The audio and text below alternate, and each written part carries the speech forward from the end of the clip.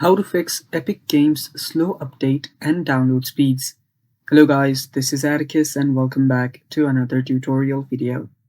In today's video, I will be teaching you how you can fix Epic Games' slow update and download speeds.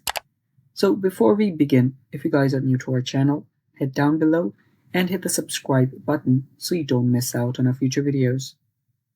Also press the bell icon so you get notified for when we release a new video. Now let's jump right in. First step, make sure that you're logged into your Epic Games. You can open your Epic Games app. After you're on your Epic Games and logged in, first we'll need to head over to our settings.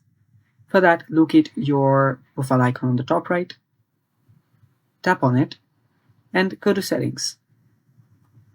So after you're on your settings, scroll down and you'll find an option called Throttle Downloads. Press on it and you'll find the download throttling. So by default it's set to 0, which means unlimited. Now sometimes this 0 might not work, so what you'll need to do is change it. So you can change it for a maximum limit. So before it used to be about 10,000 Mbps. So for you can just change it to just how many you want, and if that does not work, which means that you can just set it back to 0 as well.